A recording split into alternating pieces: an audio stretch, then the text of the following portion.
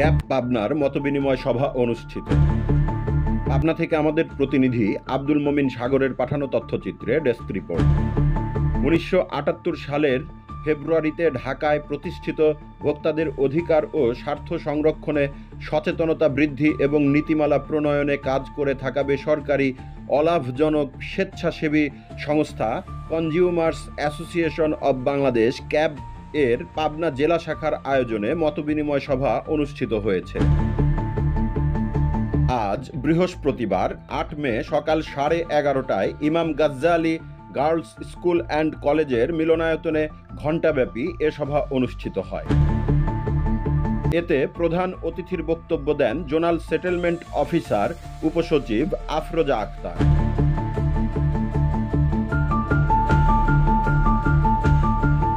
সংগঠনের সাধারণ সম্পাদক সহকারী অধ্যাপক এস.এম. মাহবুব আলমের সঞ্চালনায় সভাপতির সমাপনী বক্তব্য দেন বিদ্যালয়ের অধ্যক্ষ সুরাইয়া সুলতানা।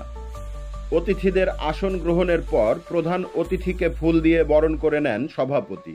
আলোচনায় বিদ্যালয়ের শিক্ষার্থীদের সচেতনতার উদ্দেশ্যে আইনসহ সার্বিক বিষয়ে বিশেষ অতিথির গঠনমূলক বক্তব্য দেন জাতীয় ভোক্তা অধিকার সংরক্ষণ পাবনা জেলার সহকারী পরিচালক মাহমুদ হাসান রনি ও রানা গ্রুপের চেয়ারম্যান রুহুল আমিন বিশ্বাস রানা।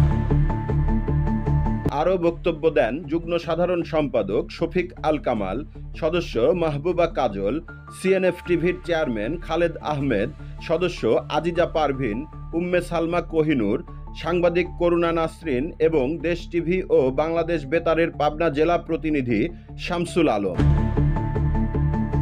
উপস্থিত বক্তব্যে কি শিক্ষা গ্রহণ করলেন তার উপর আরও বক্তব্য দেন বিদ্যালয়ের নবম শ্রেণীর শিক্ষার্থী ক্যাপ্টেন মুশফিকা তাসনিম সহ কয়েকজন।